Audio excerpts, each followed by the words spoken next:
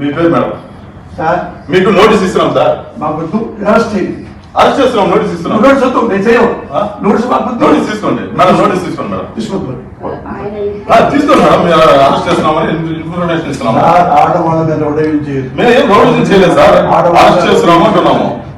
మా ఆవిడ సొంతం మేడం పెట్టద్దా మా సార్ అరెస్ట్ చేస్తున్నాం మేడం.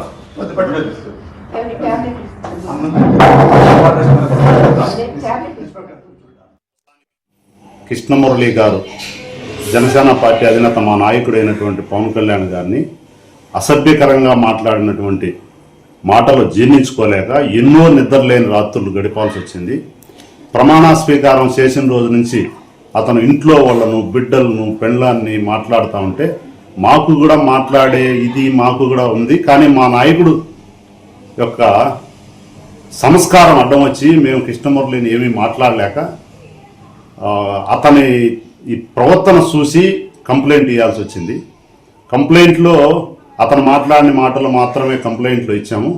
మేము మాట్లాడితే అతను ఎందుకు పుట్టాని మానవ జన్మెత్తి అనే విధంగా మాట్లాడగలం.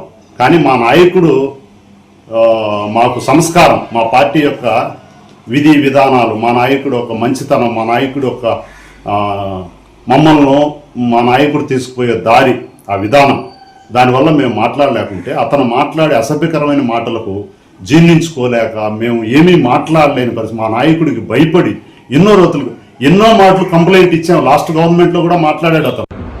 ఆయన ఎటు వెళ్తుంటే అటు అందరూ నలుగురు వెళ్ళిపోతున్నారు. వెనక బాత్రూమ్కి వెళ్తున్నా, బెడ్రూమ్ లోకి వెళ్తున్నా, బట్టలు మార్చుకుంటున్నా గానీ వెళ్ళిపోతున్నారు. ఆ తలుపు ఎట్లా వేసే ఉంది. నేనన్నా ఎక్కడికి వెళ్తారండి, అది బాల్కనీనే కదా, అక్కడి నుంచి ఎటు వెళ్తారు, ఇక్కడే ఉంటారు కదా, ఎందుకు అట్లా ఎమ్మటి పడతారు, తొందరగా వెళ్దామని కొంచెం నిదానంగా వస్తారు కదండి అని అన్నాను. అంటే లేదు, టైం అయిపోయింది, వెళ్ళాలి, టైం అయిపోయింది అని ఎవరికో చెప్తున్నారు, ట్యాబ్లెట్స్ వేసుకుంటున్నారు, వస్తున్నాం అని చెప్పి ఇంకా హడావుడిగా తీసుకెళ్లారండి. అంటే నేను రేపు 1వ తారీఖు అప్పుడు ఎప్పుడు తెప్పిస్తానండి. అయితే ఇంకా 2 ఉన్నాయి, ఒక 2 రోజులకే ఉన్నాయి. అంటే మా డాక్టర్ చూసుకుంటాడులేండి అవన్నీ అని అన్నారు. ఒక రకం ట్యాబ్లెట్ 2 రోజులే వస్తాయి. అంటే ఇప్పుడు ఆయన మానేశానని కూడా చెప్పారు కదండి, రాజకీయాల్లో లేనని. నేను ఇంకా ఎప్పుడు లైఫ్లో మళ్ళీ మాట్లాడను, అట్లా ఇంకెప్పుడు ఎవరిని అనను అని అట్లా అవన్నీ కూడా అన్నారు. సరే అయినా కానీ వచ్చారనుకోండి. కాకపోతే అంత హడావుడిగా ముందు నోటీస్ ఇవ్వకుండా వెంటనే తీసుకెళ్ళిపోవటం అనేది అసలు టైం కూడా ఇవ్వకుండా అండి. వెంటనే ఎక్కడికి వెళ్తే అటు వెళ్ళటం మాకేం అర్థం కాలేదు అసలు ఫస్ట్ ముందు వచ్చినప్పుడు.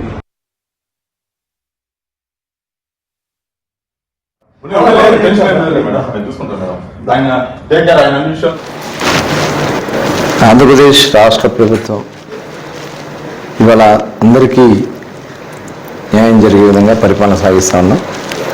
ఎవరైతే గతంలో ఇష్టారాజ్యంగా మాట్లాడారో మరి వాళ్ళ మీద చర్యలు తీసుకోవడం జరుగుతుంది తప్ప వాళ్ళు అధికారం ఉంది కదా అని చెప్పి ఏ రకంగా మాట్లాడారో చూసాం.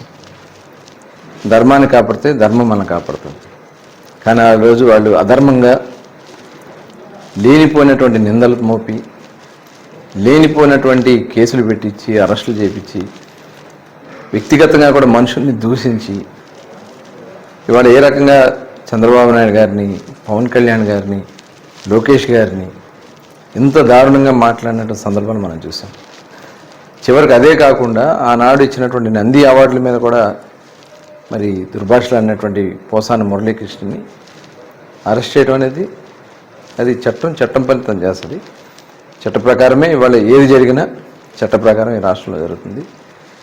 ఇవాళ ఎందుకు అరెస్ట్ చేశారు, ఎందుకు చేశారు అనేది వైసీపీ నాయకులు మాట్లాడతానికి కూడా అర్హత లేదు. వాళ్ళు చేసినటువంటి అన్ని కూడా దుర్మార్గాలు, దాడులు, సోషల్ మీడియాలో మాట్లాడించడం, అసభ్యంగా మాట్లాడటం, మనుషుల్ని కించపరచడం, ఇవన్నీ కూడా తిరిగి మళ్ళీ వాళ్ళకి తగులుతున్నాయి.